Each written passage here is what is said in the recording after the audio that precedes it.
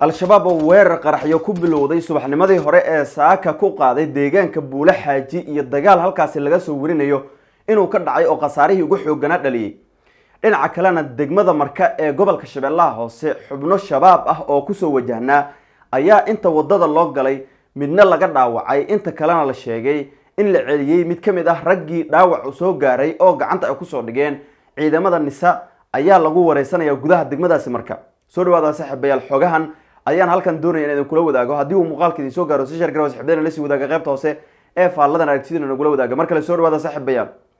aynu ku bilownay gobolka Jubbada Hoose dagaalamayaal ka tirsan shabaab ayaa la tilmaamay in subaxnimadii hore ee saaka weerar qaraxyo ku bilowday ay ku qaadeen saldhig ciidanka dawladda gaar ahaan kuwa daraawiishta dawlad goboleedka Jubbaland ay ku leeyihiin deegaankaas Buule Xaaji ay ku qaadeen waxaana wararku ay sheegayaan in markii hore ay duulaan ka soo tageen deegaano hoostaga Buule Xaaji halkaasna ay ku soo weerareen gawaari qaraxyo ka buuxa waxaana la sheegay in markii hore dhowr gantaal ay ku weerareen saldhigaasi kadibna waxa xigtay rasaas xoogan oo ay dhinacyadu isku adeegsadeen waa ciidamadii daraawiishta Jubbaland oo saldhigaasi ku sugnaa oo la sheegay in qaarkood xogta ay hayeen ugu horreynna ay ka hortageen weerarkii ay damacsanayeen dagaalamayaasha al-shabaab ee ah inay kala wareegaan ciidanka daraawiishta saldhigaas deegaankaasi Buule Xaaji ee gobolka Jubbada Hoose. dagaal faraha leesaga gubtay ayaana halkaasi ka dhacay oo dhaliyay qasaarihii ugu xoogana. saraakiil ka tirsan militariga Soomaaliya oo halkaasi ku sugan waxa ay soo warinayaan in dagaalka oo ahaa mid aad u xoogan dagaalamayaasha shabaabku ahaa ee weerarka soo qaaday qasaare xoogan lagu gaarsiiyay dagaalkana ilaa iyo hadda rasaas goos ah laga maqlayo deegaano badan oo ku teedsan Buule Xaaji iyo sidoo kale meelo kale waxaana wararku ay sheegayaan in xaalka hadda uu yahay mid aad u kacsan oo ciidamada Jubbaland ay bilaabeen howlgallo kale oo ka dhan ah shabaabkii weerarka soo qaaday.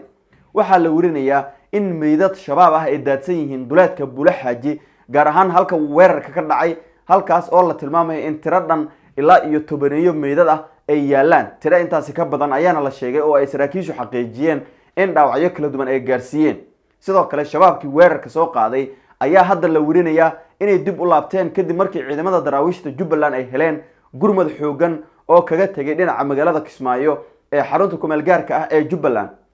markii gurmadka uu tagay ayaana la tilmaamay inuu dagaalka sii xoogaystay taasi oo keentay in qasaarihii shabaabku gaaray uu sii bato. dhinaca kale gobolka Shabeellaha Hoose si gaar ah degmada Marka ee gobolkaas xubno shabaab ah oo la tilmaamay in ay damacsanayeen in weerar ka fuliyaan halkaas xogtoodii la helay isla markaana looga hortagay meel lagu magacaabo Gandaawi oo duleedka ka ah magaalada Marka ee gobolka Shabeellaha Hoose 11 qof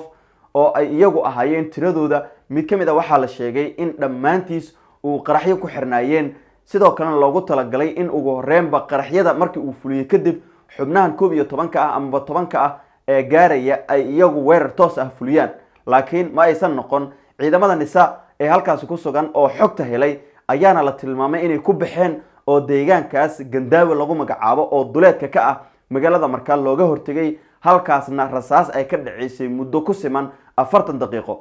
waxaana la sheegay in qasaare dhaawac ah uu soo gaaray xubnihii shabaabka ahaa si gaar ah mid kamid ah dagaalamayaashooda ee waliba qaraxyadu ay ku soo xireen dhaawac uu soo gaaray maadaama hub uu ku dagaalamo uusan haysan sidaasna ay gacanta ugu soo dhigeen ciidamada hay'adda nabad sugidda ee uu hogaamiyo taliyaha halkaasi fadhiga ka dhigtay ee isla markaana uu ah taliye Maxamed Sheekh Xasan. waxaana la warinayaa in xaalka hadda uu yahay mid degan xubnihii shabaabka ah ee dagaalka lala galayna meeshii ay ka soo duulaan tageen ay dib ugu laabteen sidoo kalena halkaasi qof gacanta looga soo dhigay haddana lagu hayo magaalada Marka ee gobolka Shabeellaha Hoose halkaas oo su'aalo lagu weydiinayo.